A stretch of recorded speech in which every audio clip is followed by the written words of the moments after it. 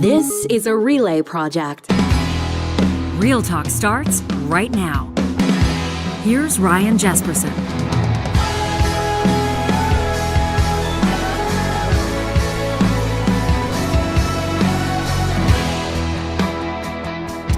I want to welcome you to a very special edition of Real Talk. September 30th marks the National Day for Truth and Reconciliation.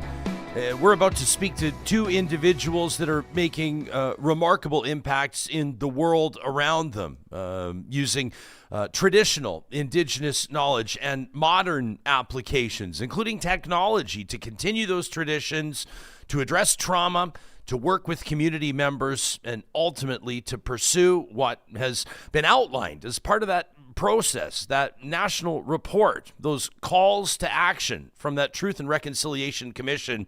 All of that coming up in just 30 seconds.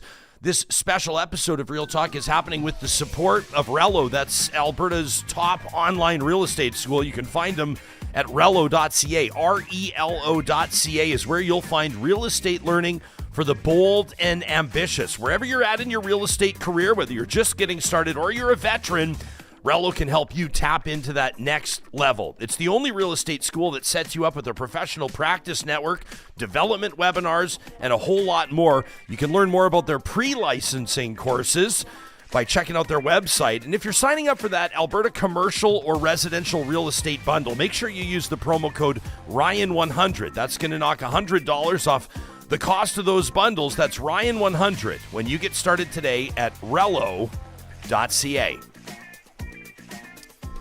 Well, in partnership with Athabasca University, it's a real honor to welcome to the program Twylla, Soosay, and Linea Xaysana.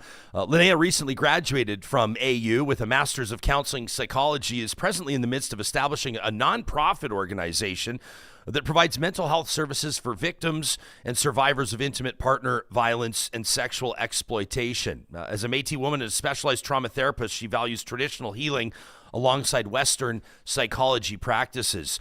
Twylla Soosay is working on something fascinating, a member of the Tsuut'ina Nation and the Samson Cree Nation. She's currently pursuing a master's in information systems at AU while residing on Treaty 6 territory in Maskwacis. The thesis, titled Creation and Investigation of Virtual Spaces for Community Learning and Sharing, explores the use of virtual reality to teach the crafting of ribbon skirts, incorporating the Indigenous philosophy of what's known as two-eyed seeing to blend Western and Indigenous knowledge. It's a real honor to welcome Twylla and Linea to the program. Thank you so much for agreeing to join us on this special edition of the show. Twylla, I didn't venture out and endeavor to pronounce the traditional pronunciation of two-eyed seeing. Can you help me with that and help us understand exactly what that is and what you're working on? Yeah, it's pronounced Itotamuk. Okay. Can you take us into it? Basically, Itotamuk is two-eyed seeing because I'm Indigenous, but I also was part of the Western upbringing, like attending public school. So I can see the project through two eyes, and being able to incorporate traditional knowledge of ribbon skirt making. I had approached an elder and she helped me understand the background and the history behind it. And I just wanted to learn it because growing up, I wasn't brought up traditional because I was told, I'm supposed to go to school, the Western school. And my friend, she attended homeschooling. So she learned the culture from her parents and the Cree language. So she speaks Cree. Now that I'm an adult, I just figured, this is something that I want to do because I never got the chance to learn it when I was growing up. My parents are part of the residential school system, so they were told they couldn't speak their language or practice their culture. And my father was the only one that understood Cree, but I never learned it. So that was my whole reason being, was to go back and kind of like learn my culture. It's never too you're never too old to learn this. That's really amazing. I would imagine that September 30th, a National Day for Truth and Reconciliation, obviously has significant meaning to you, both in your own personal journey as well as the journeys of millions of people around you, millions of people that are present day sharing this same land. How do you process the meaning, personally and otherwise, of this National Day for Truth and Reconciliation?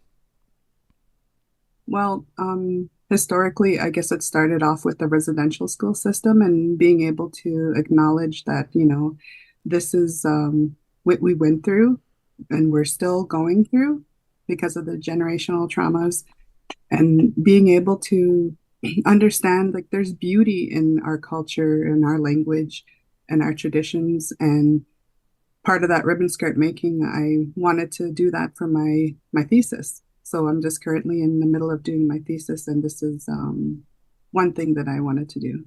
Well, sorry to interrupt you.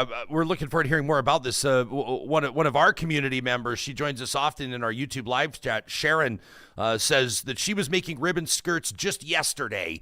So there's some context for you. You'll have a captive and eager audience. I want to welcome you, Linea, as well to the show. This is your Real Talk debut. Thank you for joining us from beautiful British Columbia. What a backdrop you have behind you there. Yeah, it is not fake. That's real. That's not green screen. That is very real, and that is magnificent. What does National Day for Truth and Reconciliation mean to you as a person, as a professional? Yeah, and I actually love what Twylla was saying about the two-eyed seeing approach, and because that's also part of something that I've had the opportunity to learn about. But truth and reconciliation for me is more than just a day. It's kind of our way of living. It's a commitment that we acknowledge and try to walk our best way forward in terms of always being open to learning about the past that has happened in our country and to our people. Always being open to listening to the lived experiences of people and the stories that come from it, because part of sharing story is part of healing as well. And so when you listen with an open heart and you really give compassion to those stories, it helps people heal, and it also helps our country grow. And like Twylla mentioned too, the beauty in culture is everywhere, and there's so much to offer from our Indigenous and Métis and Inuit persons living on First Nation and in urban centers. The art, the culture, the food, everything about it. There's so much beauty, and there's so much teaching in the culture. So like the ribbon skirts, for example, too. I know Twylla can share so much about that, but I had the opportunity as well to make a ribbon skirt last year, and the teachings around it are just beautiful. So there's so much to it all. So I think for me, it's really about always being open and always learning, buying books, supporting the Indigenous authors. There's so much expertise out there that we could learn from and grow and be better. So I think that's what it's about. Linea, hearing Twylla talk about that, the philosophy of Eddup Demunk, of that two-eyed seeing, do you approach, would you say as a specialized trauma therapist, do you approach your profession and the important work that you're doing every day in that similar context? Like, can you take us into how maybe you combine traditional philosophies and methods along with, what may be known as Western methods or whatever phrase you might use in psychology? Yeah, the Western methods. So for me, it's quite unique because I am Métis. So when I bring in my history, I have ancestors from, Sweden and Germany, and then I have ancestors from Manitoba and the Red River area. And so I really like to reflect on that and think about all the different perspectives that come into play. And so for me, the two-eyed seeing is quite literally in my blood. It's two versions, it's two different lineages. And when I think about my work, when I think about the Western psychology and the modalities and the theories that have come that are derivative and in practice now across all of our provinces and our work that we do with clients, is a lot of that is based in the capacity and the cognition, right? And so when we look at the Western medicine, a lot of it was focused in terms of psychology, about the mindset, about how we process and putting that into application. But when we look at the indigenous healing methods, we look at the medicine wheel, and there's an incorporation of the mental, the physical, the spiritual, and the physical. And so when we put them both together, we can really dig in a lot deeper and really deconstruct, but then also reconstruct, processing trauma, processing moving forward. We can look at like cognitive behavioral therapy, for example, as a Western practice. When we apply some of those practices with the view through the medicine wheel, we could really incorporate different components that speak to the healing of the spiritual concept, speak to the healing of the social realm, because we're impacted by so many different levels. So yeah, it's really this beautiful blend of incorporating that, the knowledge that I've received over time, and also incorporating community. Maybe some of my clients will seek resource with elders. And so it's making those connections and really bringing people into unity and into community. So there's so much around it all, and every client is so very different. So it really depends where they're at in their healing journey, and how we can incorporate the best and curate kind of the best practice for them. It's interesting to hear both of you talking about, consultations with elders and learning from elders. Twylla, having not grown up, learning those traditional methods, including constructing and creating these beautiful ribbon skirts. Can you talk to us about the process of learning that from the conceptual stage all the way through as an adult? Yeah. Well, I never sewed like since junior high, so buying a sewing machine was something reminding me of like, oh, I must be becoming an elder because I'm actually learning how to do things traditional. At the same time, learning it wasn't too bad. Like you can kind of visually see how it's put together when you just look at the skirt. I've never actually sewn clothing before, but being able to learn from the elder about the purpose of the ribbon skirt and the reason why women wear it, and it has to do with our cultural traditions, and it's related to our religious practices, I guess you can say.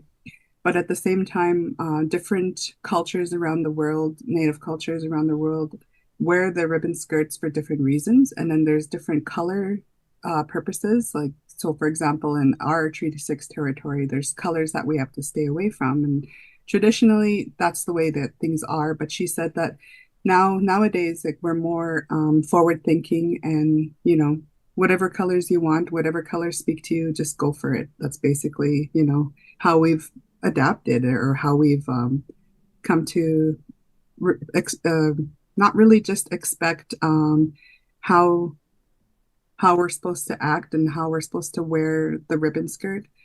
There's just different ways that and smudging is the first thing that she said that you have to do. You always have to be in the good mindset when you get started.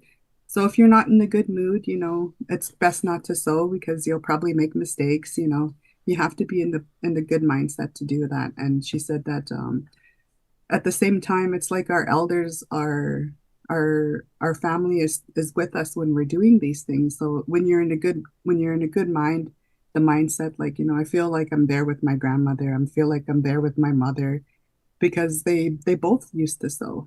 And that's something that, I'll cherish thinking about when I'm putting together a skirt. And also, if you have somebody in mind that you're making the skirt for, that also helps as well. Thank you for telling us about that. For our YouTube audience, obviously a lot of people will hear this on the podcast, but we're showing some video of you in action, creating these ribbon skirts and integrating VR, integrating virtual reality. And it's obviously a very fascinating dichotomy of tradition and innovation, of tradition and technology, you might say. What's motivating you to integrate VR into this traditional practice? Ultimately, are you hoping that this may spur interest with many, many people in pursuing the understanding and the practice of this tradition? Yeah, with VR, I think that I wanted to gear it towards the youth, because a lot of times the youth are having problems with their their selves, having what do you call believing in themselves, I guess, like being understanding that being native is something to be proud of. So but I'm gearing it more towards them because they're the ones that are probably more than likely put on a VR headset, right? Yeah, no kidding. Have you had? Are you still at thesis stage right now, or what stage are you at in this project of yours? Well, I finished figuring out how to create the VR video. Yeah. So now I'm at the stage of having different ladies, whoever wants to make a ribbon skirt, and then actually doing the testing with them. So they put on the VR, and then after they watch the VR, they can go into the making the ribbon skirt. They can use written instructions that I have to help them. Like if the VR was too quick, like it's just a 4 or 5 minute video. And what I wanted to do is get them to do a survey. So I'm at that stage, I guess, just testing. Very cool stuff. I like that you're on this learning journey yourself, and you're bringing people along with you, Yeah. which is super cool and admirable at the same time. Linea, how have the past few years as the Truth and Reconciliation Commission has obviously submitted its report. Canadians have been talking about this more. This is more on people's radar. You're wearing your orange Every Child Matters shirt. I know that on September 30th, the nation will pause. It's on more people's radar. As a certified trauma therapist, are you noting more conversations with clients? Is there more of a need for trauma therapy now, or more people talking about it? Have you noticed a change in the past number of years? Yeah, so I guess in the past number of years, even my journey has changed too. So I'm really more in this space as of more recent. So, but to that point, I think people are, and of course, keeping privacy for all my clients that I've worked with. So I think people are just more feeling more like others will accept the hard stories. And I hope that's how people are viewing it, is that, we understand that healing from trauma, you have to process it. It can't be stuck inside, and we need to delve into it and kind of walk through it again, but with support.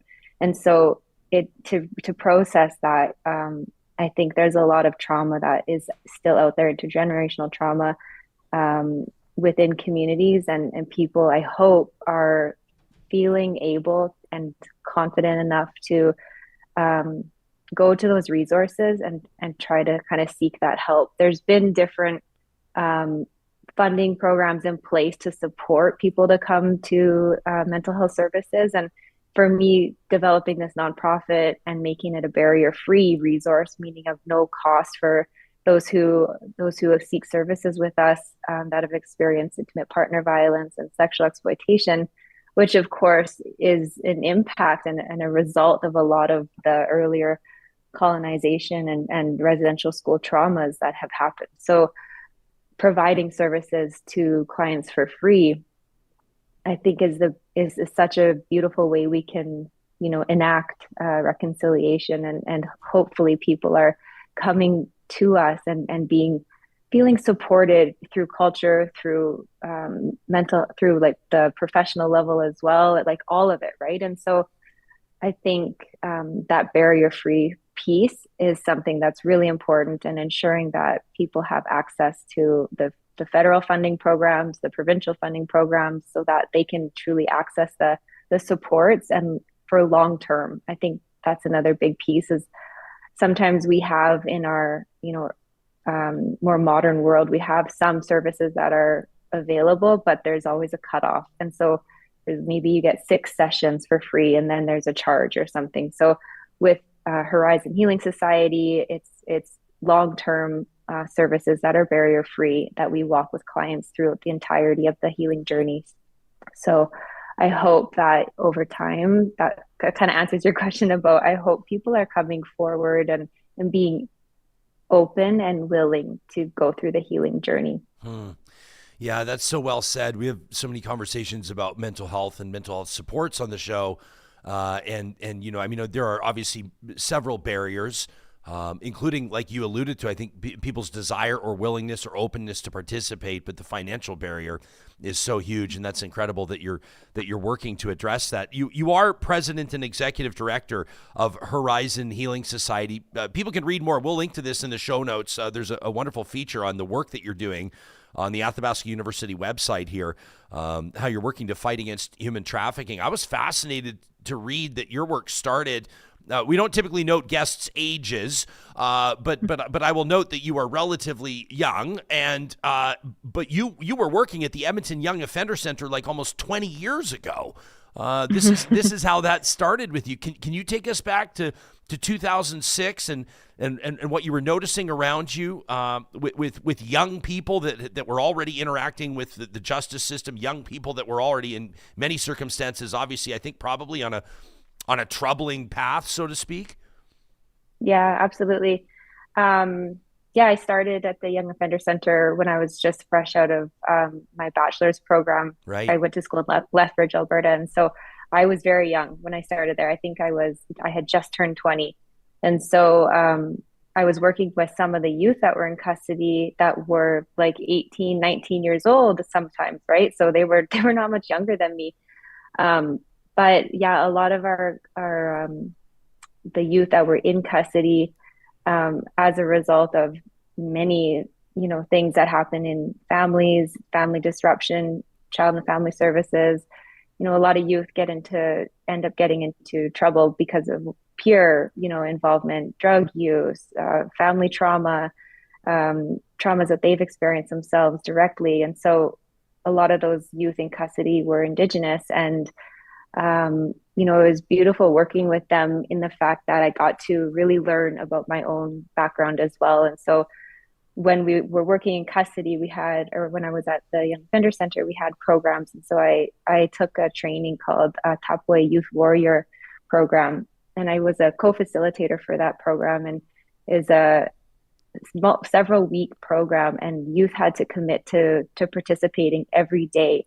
And it was intensive group work, and we had an elder a part of it. We would do sweat ceremony, we would smudge every day, and the young men that partook in it had to be vulnerable. They had to open up and share, and sometimes that was the very first time that they ever expressed themselves from a really deep, emotional, intimate level, and for them, that was huge. For us, that was huge. And so part of working with youth in custody, sure, some really horrible things happen. They have happened for them to get there, but lots of horrible things happen to them. And so they needed to, they need that space to process what has happened, and in a safe environment with people that are supportive and want to walk with them on that journey. And they learned a lot too about their culture, because lots of times in the community, the culture,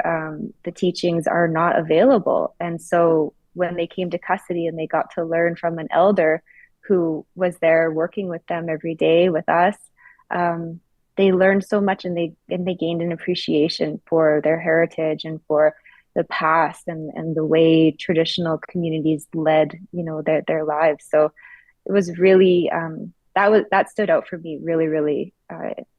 It's front and foremost for sure in a lot of the work that I do going forward.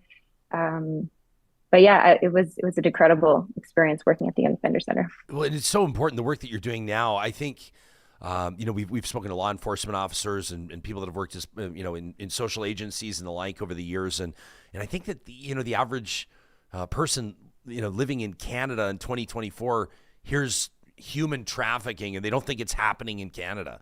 They don't think it's happening in Alberta. They think that that's something that happens half a world away, way out of their orbit. It's something that's not relevant to them. And obviously that's something that you're working to address, to combat, to help people heal from every single day.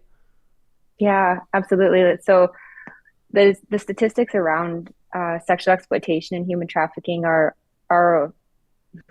we don't really have the full picture. We have what is reported to police. We have what is identified, but there's a lot happening that we are unaware of.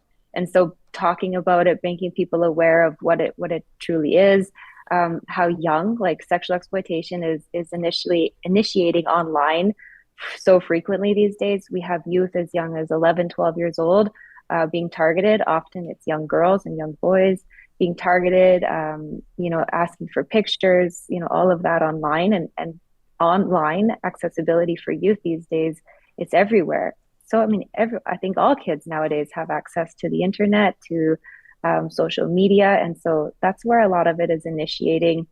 In Alberta, we have a few different law enforcement teams with Alert. So Alberta Law Enforcement Response Team, they have specialized human trafficking units, and they release an annual report this year. It came out in the spring. And so their data around sex trafficking responses has increased incredibly. I think this year, the data for charges was upwards of 250 charges of sexual exploitation, sex trafficking in our province. This is only Alberta. Jeez. And then when we look at victim interventions, they have supported up to, I think it was 138 victim interventions. So that's trying to work with people that are identified as being sex trafficked or exploited, and they take their time now.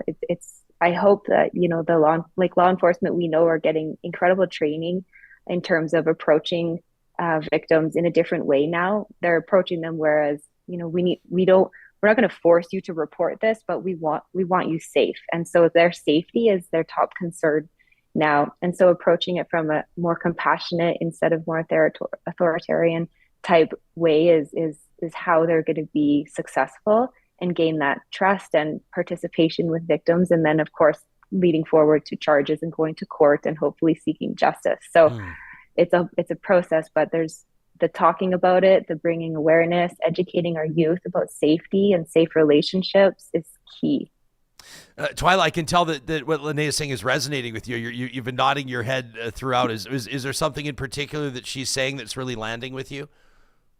Yeah, it was making me think of the murdering and the murdered and missing women and girls. Yeah, so we talk about that. And another thing that I was a part of when I was learning how to make ribbon skirts was red skirt ribbon red skirt ribbon wearing day or whatever. We're learning how to make ribbon skirts. Yeah, it's something that it's just. I'll let you know. Actually, as a matter of fact, next week on the show, I think it's October 1st on the Tuesday, we're going to be talking to Jana Pruden. She's a Globe and Mail investigative journalist, and she's just getting set to release a new podcast series highlighting some of those cold cases and specifically looking at missing and murdered Indigenous women and girls across the country. It's obviously a great tragedy and a travesty that there's not been proper investigation and justice served in that matter. And I know that that's one of the things I think that a lot of Canadians will look to, a lot of people that are living in Canada, when it comes to meaningful action. I know there are the 94 calls to action. We have them called up here. People can easily find them. You can Google them. The 94 calls to action as released by the Truth and Reconciliation Commission of Canada. But I think that there will be people in good faith, regardless of their background, perhaps people from First Nations communities, Indigenous people, people that grew up. There's a guy, Noob Try Again, in our live chat right now that's talking about growing up in his white Christian tradition, but the understanding that he has been seeking. I'll read his comment as soon as I track it down. There will be people that will be looking for meaningful ways to take action on a National Day for Truth and Reconciliation, and that's certainly one of them. But before we thank you both for your time, I wanted to ask you to issue us a call to action, so to speak, for this audience, something to think about, and not just on September 30th, but every single day of the year. Twylla, may I ask you to go first? Sure. I know being part of being an Albertan, there's some hard things to think about, especially not only on September 30th. You don't have to worry about it's not your fault. It's not like you say, this is something that happened with my ancestors, right? But just don't feel guilty about it. Just realize that we just want to have a positive experience. We want to share our culture. We want to teach you about, what happened in the past, but also going forward, having that good relationship, that good, just that good feeling about this is what we've gone through, but going forward, we're trying to heal. It's a healing journey that we're going through, especially with the ribbon skirt making. It's healing. Thank you for talking to us about that. I appreciate it. Linea, what would you like to leave with this audience? Yeah, I think I would like to challenge people to continue their learning in this space and go purchase a book. Purchase a book from by an Indigenous author, reading the story, the memoir that they're sharing in their book, and just being open to supporting that the Indigenous authors, professionals, and continuing to grow with that space, because it starts there. You don't, like you said, Ryan, you don't have to be Indigenous to know. You definitely, everybody needs to have some awareness around this and commit to then sharing that book. Share what you learn with somebody. Teach your kid, teach your parents about stuff, right? Like, we have to share it at all different generations and levels. And so that's what I would hope someone can do after hearing this, is that they take the initiative and the intention to go support and learn more. I know that the Horizon Healing Society, and I'll note it's HER, Horizon, if people are looking it up. It's relatively new. I know you're starting it up as president and executive director. Is there a way that people can connect with your work or support your work if they feel compelled after hearing you talk? Absolutely. So far, we are an incorporated Alberta society. We are working towards becoming a registered charity. And so right now we do have an Instagram page, so we can share that in the details after. So you can follow there and then just follow our journey along as we keep moving forward with this. Share our information and just support that way. Once we are a charitable organization, that'll give us the power to accept donations, and those donations will go directly to providing salary for our professional service delivery. So I think that's going to be really important as we move forward, is we're a community organization built by community and for community. So we have to support each other in delivering these incredible and really important services. Yeah, we've and I guarantee something special always happens on this show. I guarantee you're going to hear from somebody. I'm really proud of how this show connects people, and I just feel like the universe is at work oftentimes. We were just showing something on the screen. I know that we were getting ready to wrap this interview, but I've just seen a question from an audience member here wondering if either of you have thoughts or a response on the Canadian Medical Association issuing an apology. I'm not sure if you saw this. This was in Victoria just about a week ago. An apology for harms to Indigenous peoples. People can check it out on the website, the CMA.ca. The CMA apologizing for its role and the role of the medical profession in past and ongoing harms to First Nations, Inuit, and Métis peoples in the health system. It was Dr. Joss Reimer who spoke of this, the CMA president. The accountability and working with Indigenous peoples to do better in the spirit of humility and reciprocity. I'll read just one portion of the quote, and you can read the full apology on the website. Quote, "We have not lived up to the ethical standards the medical profession is expected to uphold to ensure the highest standard of care is provided to patients and trust is fostered in physicians, residents, and medical students. We realize we have left Indigenous peoples out of that high standard of care." A pretty remarkable statement. Twylla, how does that land with you? I'm looking at maybe adding it to part of my research. I have a research project where I'm helping the Athabasca Health faculty create some courses regarding racism in the healthcare field. So we're creating courses, and we're also creating an online MOOC, so like anybody could take it.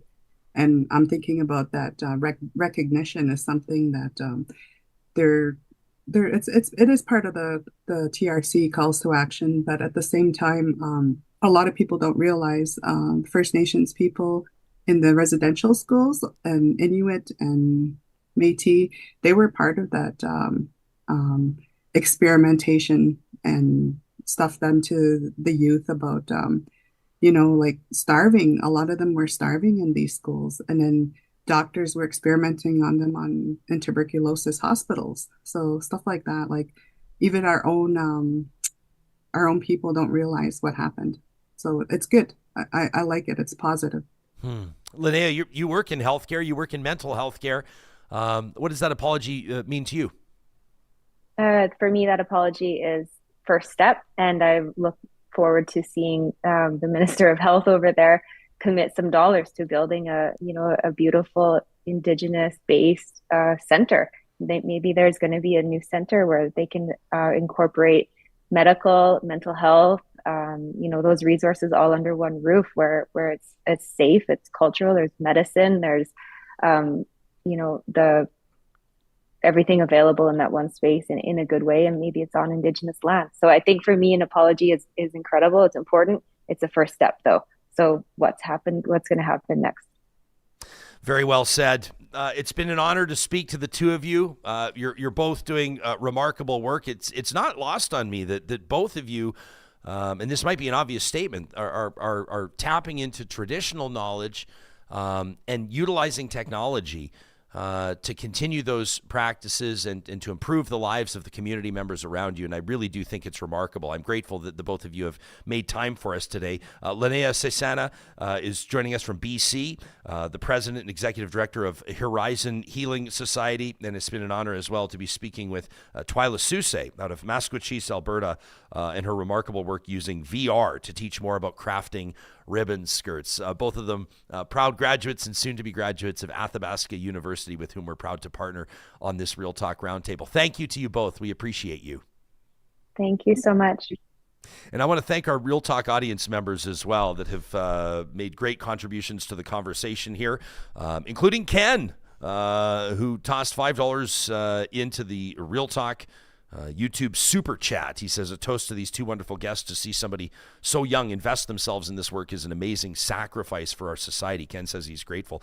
I know that you and I always talk about this is our YouTube super chat contributions are going towards the Real Talk beer fridge. We have some fun with that, but I think in this instance, it would be appropriate for us to tap into that and make a donation on behalf of Real Talk and on behalf of the audience to the Horizon Healing Society. So once we wrap up this episode, we'll be making a donation to contribute to Linea's work, and that's made possible by Ken and many others of you that have contributed to that super chat. Appreciate that very much. That's an important conversation and a good one, and I know that September 30th will mean different things to different people. Yeah. Obviously, if residential school survivors, we look back to residential schools and the history across this country, and many of them were operating until the 1990s. So a lot of these residential school survivors are it's not like talking about, World War II veterans on Remembrance Day where you're going, like, there's a few of them left and they're all 90 years old. There are residential school survivors, and there are descendants of residential school survivors that are experiencing this multi-generational trauma that we're learning more and more, endeavoring to learn more and more about. And this is something obviously that is greatly important. We want to hear from you, our audience members, on what September 30th, on what that National Day for Truth and Reconciliation means to you. You can send us an email anytime to talk@ryanjesperson.com. You can also, of course, leave a comment. You can leave comments on our YouTube page on the specific episodes, or, of course, on our social media platforms. You can find us at Real Talk RJ on TikTok, Instagram, and X, formerly known as Twitter. I want to get to some of your comments in the live chat in just a quick second, but speaking of Athabasca University, I want to remind you'll find them online at athabascau.ca. Did you know that AU's Board of Governors just recently approved a 10% reduction to tuition for First Nation, Métis, and Inuit students across Canada? The reduction is part of AU's ongoing efforts to enhance access and equity for Indigenous students, and it's also an important step in AU's ongoing commitment to conciliation with Indigenous peoples in Canada and to the principles of truth and reconciliation. That decrease coming into effect on September 1st of this year. If you're a current AU student or a future AU student and you'd like to learn more about specific supports and services for Indigenous students, you can check out athabascau.ca/Indigenous. We'll link to that in the show notes as well. Our friends at Friesen Brothers want to remind you that as fall arrives, I don't know about your backyard, but we've got yellow leaves everywhere. There's no denying it now. It's like it just happened. Like I swear to happened. God, like everyone knows this. 48 hours ago, I know. there was nothing. I mean, things were getting yellow and brown, but today I came out and my car's just covered in leaves. Time to get out the rake, my man. Fall is here, but that also means that you can place your order for your Thanksgiving dinner box online at friesen.com. Thanksgiving's just around the corner. It's going to be here before we know it. And the Thanksgiving dinner box can be easily ordered from Catering by Friesen Brothers. This is what we do almost every year. The chef-prepared dinner box is designed for easy reheating while you're setting the table and entertaining your guests, enjoying time with your friends and family. Each one of them serves up to 4 people, so if you're hosting 40, just order 10 of them. Featuring roasted turkey, house-made cranberry sauce, gravy, tray buns. You can enjoy on the side roasted baby potatoes, root veggies. You can add on handcrafted fruit pies, Granny's famous stuffing, and, of course, their iconic fresh and gooey cinnamon buns. You can order online through the Friesen Brothers Order Ahead app, and you can pick up at your local Friesen Brothers. Check out cateringbyfriesen.com/Thanksgiving box to learn more. And at Kubi Renewable Energy, you know, this is an easy way for you to launch your career forward. If you're interested in Canada's green energy revolution, you want to be part of it, and you'd like to join the fastest growing clean energy team in the country, Kubi Energy is young, growing, and reshaping the energy portfolio in Canada. They're installing on homes and businesses, agricultural, commercial applications, you name it. If it's in Western Canada, there's a good chance that Kubi's working on it. You can, of course, check out the careers link anytime. They're looking for installers. They're looking for those of you with your ticket, apprentices. If you work in sales, office management, you name it, there's an opportunity today on the careers link at kubienergy.ca. I appreciated that note from, I wanted to mention this Noob Try Again, who was in our chat earlier. And I also want to acknowledge some of the bickering that's going on during interviews like this. Come on, guys. I don't mean to be the lecture guy here, but we can all be better than that, can't we? Noob Try Again says, I just want to thank your guests for sharing their journeys. He says, I grew up in a Christian home, but I opened up to other beliefs and cultures more and more over the years to see the beauty and the culture of others, he says, including Cree and other First Nations. The connection to each other is truly inspiring. The land is obviously beautiful along with those traditions. He goes on to talk about how he participated in and witnessed some of that testimony as part of the Truth and Reconciliation Commission's report. He says, I was able to witness it when it was in Alberta's capital city, and it was life-changing, says Noob. The stories I heard people share in those talking spaces stirred the soul in painful and meaningful ways. That's wonderfully said. Stirred the soul in painful and meaningful ways. I remember as that was happening, and seeing the work of Dr. Murray Sinclair in that commission and understanding some of the huge steps that people were taking, and I think it's appropriate to use the word sacrifices that people were making, reliving their own personal trauma to ensure that those stories were heard and to ensure that those stories were on the record.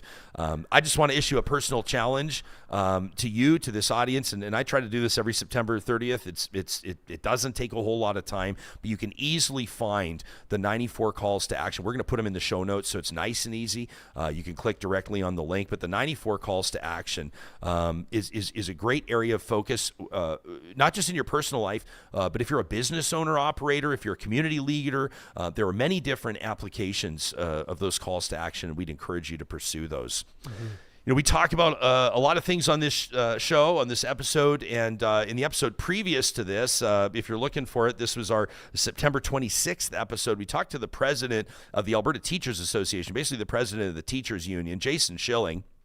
Joined me in studio.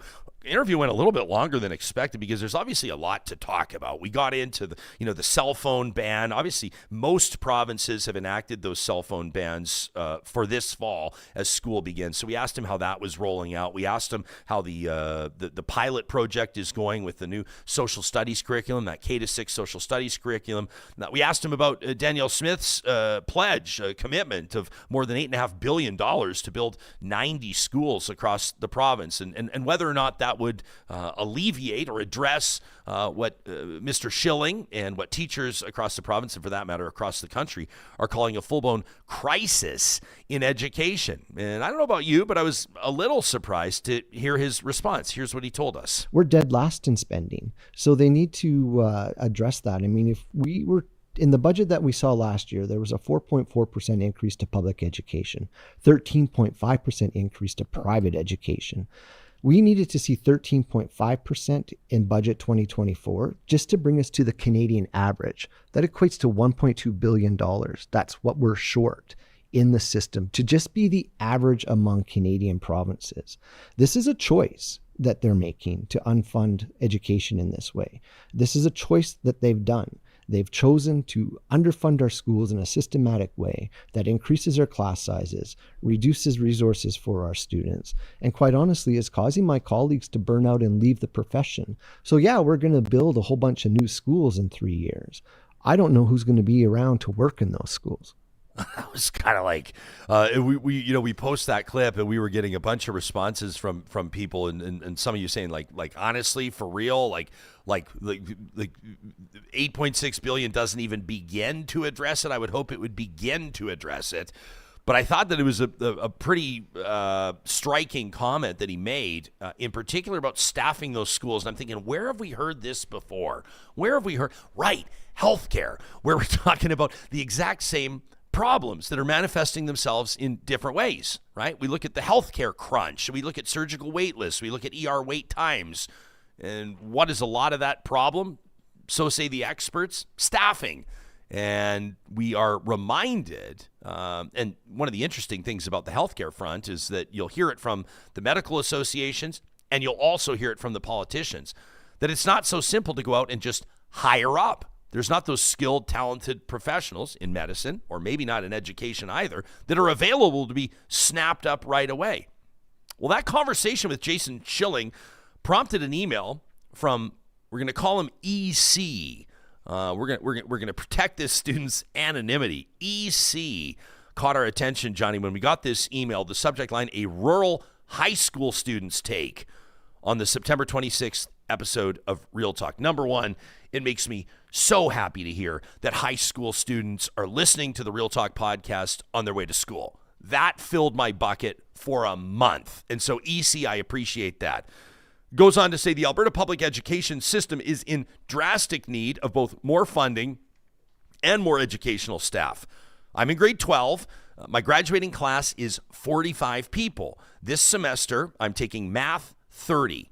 On the first day of school, our principal pulled all the students taking math 30 aside and told us that because our class was too small, they couldn't afford to offer it in person.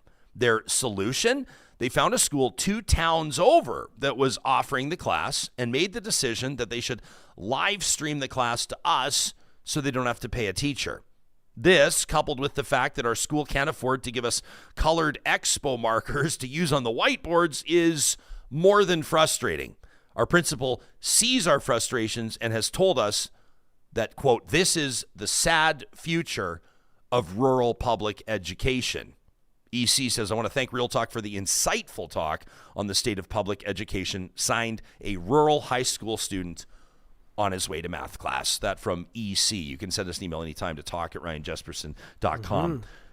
I was going to ask you if live streaming was a thing when you were in high school, but no offense, and you're younger than me, but I think it would have been like I've been dated. VHS lessons. In my radio days, I could hide behind the mic and people thought I was like 20, but I think I've been dated now. No, we didn't have live streaming in high school. Not at all. We didn't even have, when you talked about breaking out the VHS, I had flashbacks of getting that break in class. Yeah. Yesterday. It was always great when the sub came in and rolled in the VHS and you were going to watch a movie.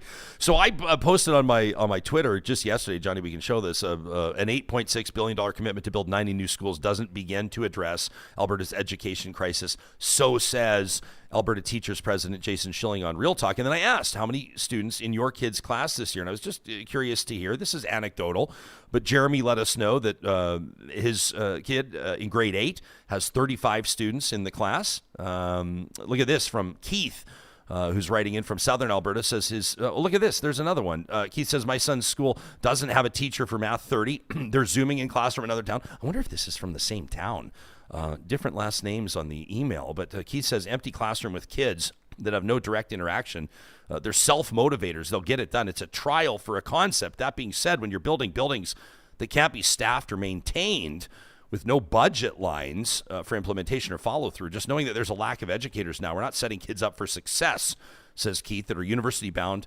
They're worried for early acceptance. Who would want to become a school teacher when they see that the teachers aren't valued? They're not funded. They appear to be dispensable, like the kids can teach themselves. He says, I feel empathetic towards school administrators who are forced to deal with this crap.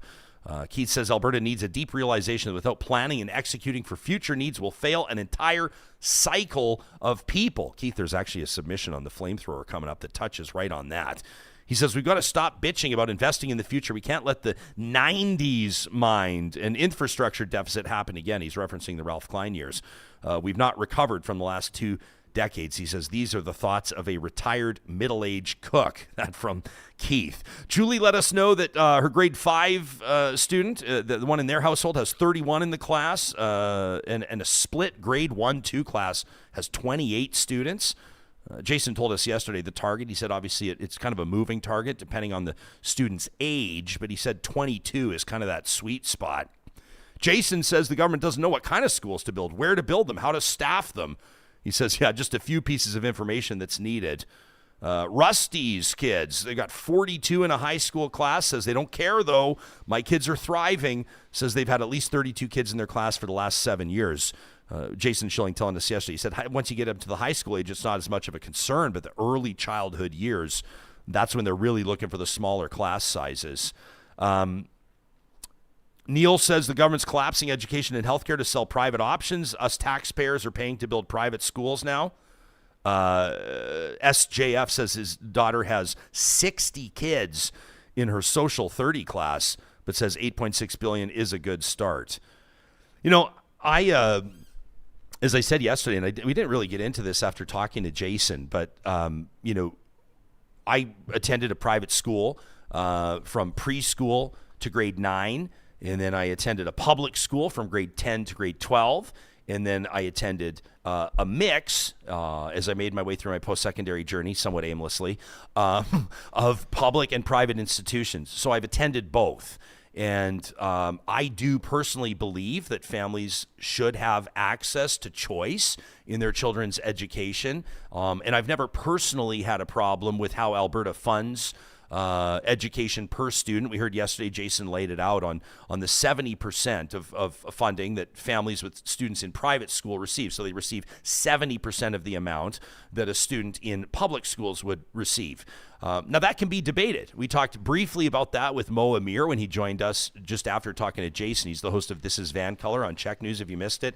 BC, depending on what school it is, some independent schools, the parents or let's say the students will receive 0% of the funding. In other words, the families have to pony up for everything. In other circumstances, they receive 30 to 50%.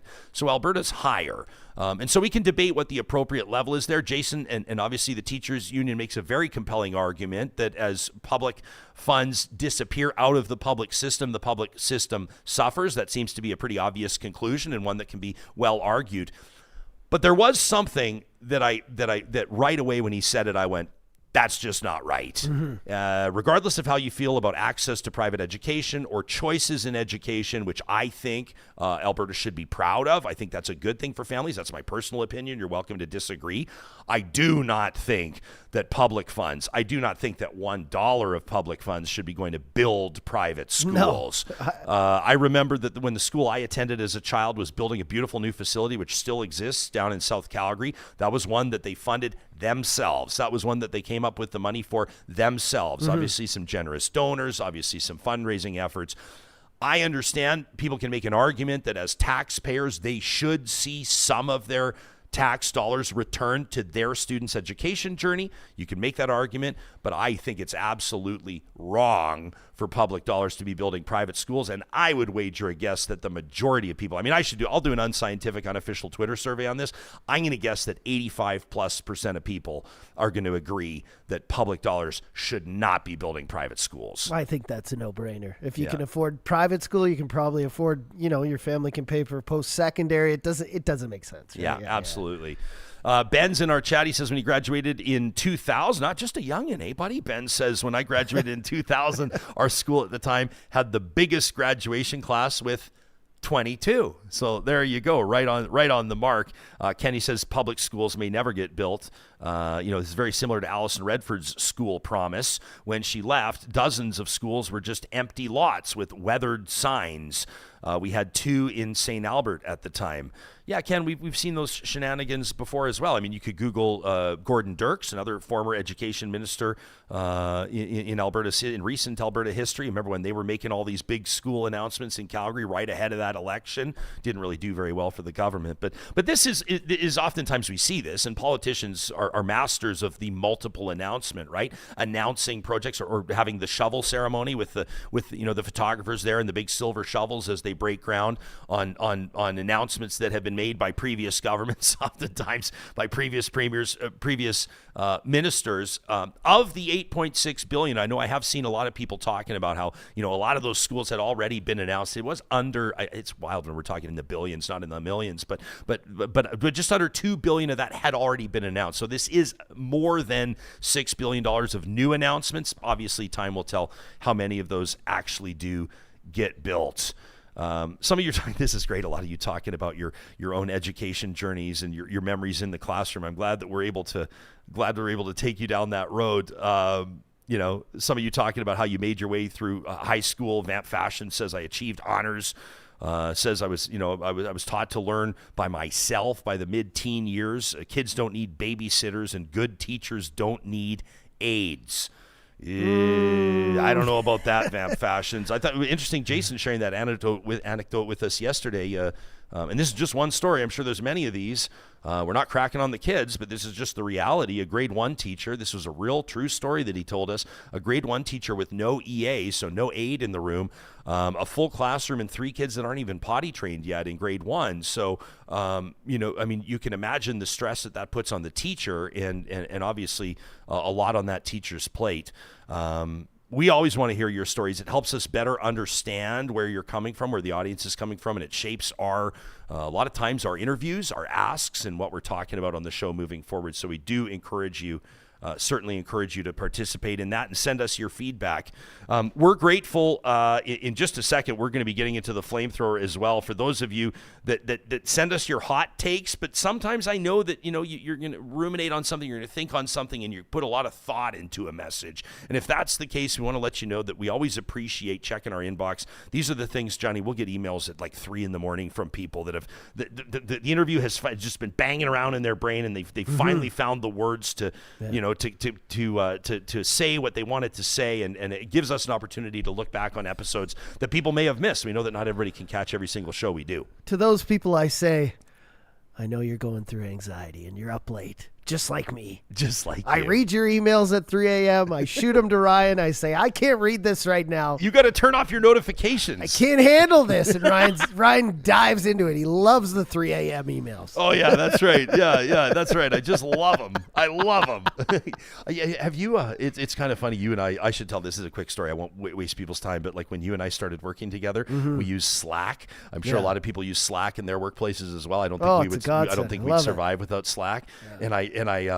And I remember I was sending you something. It was like 1 a.m. or something, not expecting you to read it. Yeah. But it said, Johnny has his notifications paused. Yeah. And I thought, it always says and so that, I know. So I came in and I said, hey, I said, I'm really proud of you for taking that step for your personal wellness and for pausing your notifications overnight. You remember you said to me, you're like, it just always says that I didn't pause them. It says that's like its resting state. Same with you. If I'm working on something late and I send it to you, it's like Ryan has notifications paused. I'm like, it's 1 a.m. Ryan is just settling in. Just getting ready to work. He's not even in his PJs yet. No, not a chance. Not a chance. Listen, these episodes happen because of incredible partners of ours, and that includes the team at Complete Care Restoration. Hey, on a side note, want to let you know that we're going to have an exciting update for you on the return to Jasper. That's coming up on next week's Real Talk. In the meantime, many of the skilled, talented, certified, and experienced professionals at Complete Care Restoration have been out there in the township and elsewhere helping people get their lives back together.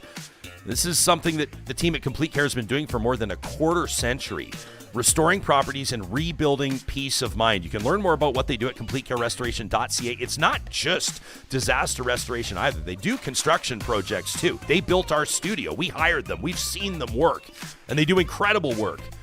If disaster strikes, heaven forbid, in your neck of the woods, or you're looking to get your basement done, you're doing a condo conversion, whatever it is, think of the team at CompleteCareRestoration.ca.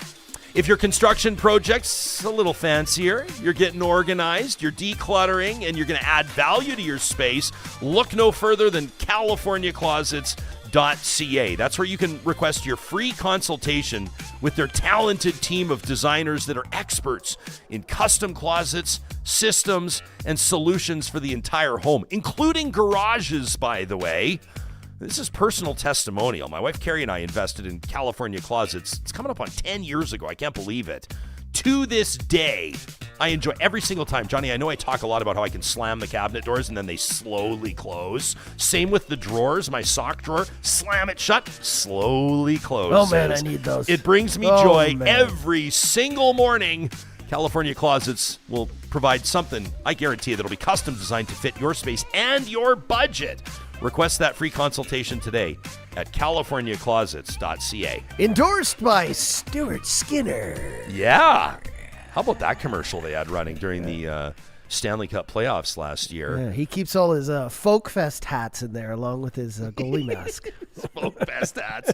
I went to, I was hosting Tee Up for Tots at the Royal Mayfair Golf Club a few weeks ago. I posted a photo on my Instagram of me and Stu of the Oilers goaltender that was out there helping us raise $1 million for the Stollery Children's Hospital.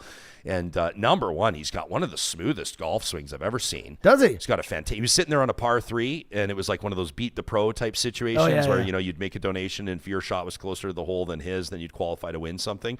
But he wasn't giving anybody a chance. He was like throwing darts out there. It was unbelievable.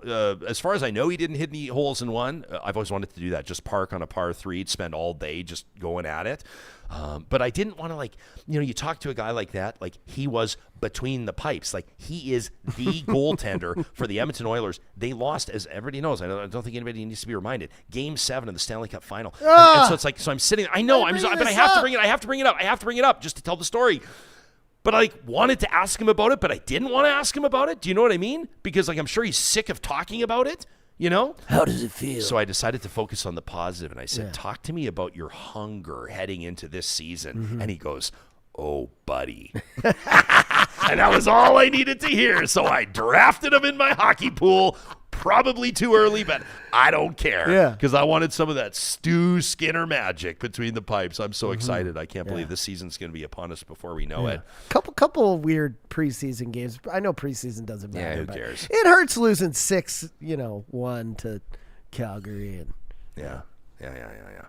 Hey, how about this from Lightning Rod? Do you like how I just dismissed your concerns about the preseason? Nobody cares about the preseason. Nobody cares. I love this from Lightning Rod. Says, I'm ever so grateful for Real Talk, for putting the effort into bringing real Canadians on to have real conversations about my country. That from Lightning Rod. That's incredible feedback. We sure appreciate that. Appreciate that very much. Sharon's wondering if I heard about this gal. I did hear about her. Yeah, in the Edmonton, 2 holes in one. Yeah. 2 holes in one in one golf game. Wow. And I heard about this. One of my golfing buddies told me about it. I said, no offense. I'm not calling this. I guess I was kind of calling. No, I wasn't calling her a liar, but I'm like, 2 holes in one round? It's crazy. 2 in 1 round? Yeah. We have a The odds, standing I agreement. forget what they said. I was listening to a program, and the odds are just huge on that to get 2 in 1 round. Well, I mean, the odds to get one of them. Yeah. So this was on September 16th, reported by Global Edmonton. Edmonton woman, what is this? Look at this. This is unbelievable. Named Carol Wallace at Lewis Estates. Is where she so that's like a real course too. I know some people. One of my buddies was convinced. He's like, it's got to be at an executive par 3. No, Lewis Estates, real golf course, and she sinks 2 aces in the same round. Crazy. Now here's the question though. Like my buddies and I have a standing agreement that if anybody hits a hole in one, we walk off the golf course, we go straight to the airport, and we're going to Vegas. Yes, that is the rule. Everyone has shaken hands on it. Everyone has agreed. Some of you may be saying, well, what are you going to tell your families? What are you going to tell your wives? We've not yet figured that part out, but nobody's ever been close enough to an ace to actually force us to seriously consider how we're going to pull it off. Mm-hmm. But if you hit 1 hole in one, you stay golfing, and then you hit another one, I mean, what do you do? Mm-hmm. What is the appropriate response? Backflip. You can't go home and like make peanut butter sandwiches and like go to bed at 9 o'clock and have a regular day, you know? Peanut butter sandwiches are amazing. I'm just saying, 2 holes in one. 2 holes in one. James is crunching the numbers for us in the live chat. He says, if I remember correctly, the odds are 1 in 63 million. That's insane. Yeah. Or is it? Unbelievable. 1 in 63 million, 2 holes in one. Hey, a shout out if you happen to hear this. Carol Wallace, congratulations. It was Tuesday, September 10th when she did it. Her first hole in one, hole 4 at Lewis Estates, and she went on to sink another one. Shout out to Carol. I don't know how many rounds of golf I've played in my life. I've been like 8 inches away from one. I've had a couple within a few feet. But yeah, I've never seen one either. Like the one that happened at our Real Talk Golf Classic happened right behind us. Yeah, we heard it. Robert Cardinal is his name, and we've seen a lot on TV or whatever, but never seen one in person. Yeah, that Real Talk Golf Classic one that kind of haunts me. Like number one, I'm so happy for Robert for winning that $20,000. But we I don't know if I've told the story on the air before. I don't know if I've told the story on the show before. So we're talking to we have a team that helps us produce that golf tournament. I was talking to them ahead of it. Mm-hmm. This is before the very first one. And I said, like, I'm really motivated to have $100,000 holes in one. Mm-hmm. And I said, it's great for marketing. It's great for the guests. It's great ultimately for fundraising. And we were kind of like, we looked at the insurance costs on it. It was like a little hefty for year one. And I was like, okay, down the road, we're going to make sure that we have $100,000 holes in one. Yeah. So we have a $20,000 hole in one. Buddy goes out and jars one. I was like, maybe we should rethink. So now we offer, last year, as you know, we had 3 $100,000 holes in one opportunities for it, plus an opportunity courtesy of St. Albert Dodge to win a $100,000 Mopar muscle car, which is pretty sweet. And we're going to be doing that again next year. You can always stay tuned for details on what will be the 4th annual Real Talk Golf Classic in support of the Real Talk Julie Rohr Scholarship. You can always send an email as well to golf@ryanjesperson.com if you want to sponsor it or get involved. Yeah, and I had a lengthy phone call with our insurance people after the hole in one. No, I'm just kidding. No, they did. I know. It's not a joke. I know, because they're like, that's why I'm saying I've never seen a hole in one live. Neither of you, and you, like, I don't even golf. I've never witnessed one. I'm out there, at golf classics and DJing charity events. I've never seen one, and so there is some speculation when it happens. Like, did this really happen? Yeah. So, like, when you're talking about hundreds of thousands of dollars, like, how do we even do that? But I will tell our Real Talk listeners how we will keep up on you this year is we've got a new we've just invested in a Real Talk drone, so we'll be watching. You're revealing it. We did. Heidi says, I got a hole in one and immediately called my boyfriend, now husband, to rub it in his face. Mm-hmm. Heidi, I absolutely love that. And Jason is not wrong. Jason says you must complete the round for the hole in one to be official, which is true. Okay. My thing is, you can't go straight to Vegas. Well, do I care if the round is official? What if you're on hole 2? You got to do 16 more, then go to Vegas? And you know what I would do, knowing my golf game, I'm going to be, my card will look like I'll have probably like a double bogey on hole 1, and then I'll probably straighten it out and like par hole 2, and then I'll jar it, I'll hole in 1 on 3, and then my card will be like 8, 7, 7, 8, because it's just going to be champagne and shenanigans. Do you know what I mean? Oh, that's usually how golf is. Go out there and shoot 120 with an ace on the card. That one's not getting framed.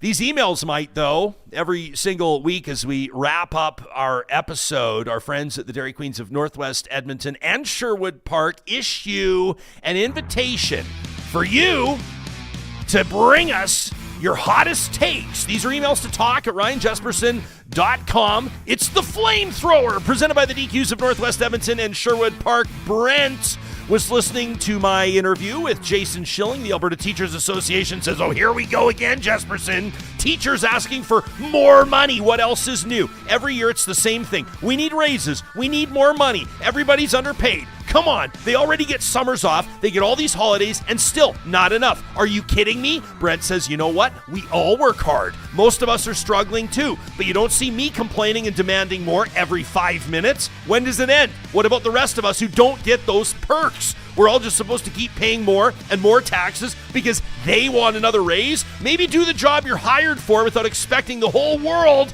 to feel sorry for you. That from Brent.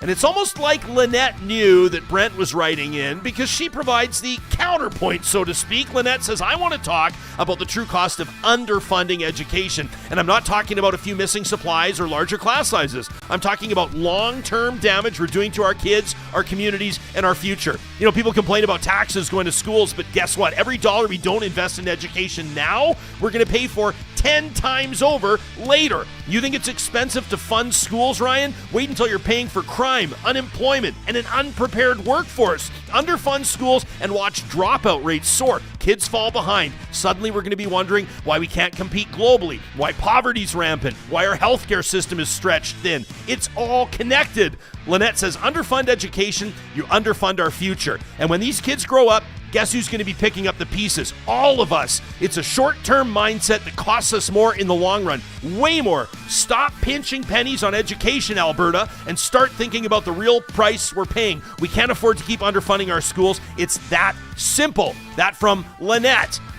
And here's a flamethrower from me, Ryan Jesperson, who was the proud brother-in-law sitting in the Citadel Theatre last night for the incredible opening night of A Streetcar Named Desire, starring my wonderful sister-in-law, Lindsay Angel, as Blanche Dubois. She nailed that role. But you know who didn't nail it? The 3 people that didn't silence their phones before the production started. Especially the person that let their phone ring all the way through to voicemail, like we weren't going to be able to figure out which one you were. I mean, honestly, people, in the year 2024, how have we not figured out to silence our phones when we're heading into movie theaters, to live theaters, and other venues? It honestly drove me completely nuts. Honestly, I couldn't think about anything else. I want to give a shout out to the cast members that stayed on track, undistracted throughout, and ultimately put one of the best bits of theater out there that I've ever seen in my entire life. So no thanks to those of you that didn't silence your phone. A huge thanks to the cast of A Streetcar Named Desire. Make sure you check it out, running at the Citadel Theatre, starting last night. The next run all the way through for the next number of weeks, then down in Calgary. And make sure you give a big round of applause for Lindsay Angel as Blanche Dubois. The Flamethrower is presented by the DQs of Northwest Edmonton. That's Palisades, Namao, Newcastle, Westmount, and in Sherwood Park on Baseline Road. When you're in there, grabbing a blizzard or a flamethrower, you make sure you let them know that Real Talk sent you. We will be observing the National Day for Truth and Reconciliation on the 30th of September. We will be back on the 1st of October, and we'll talk to you then.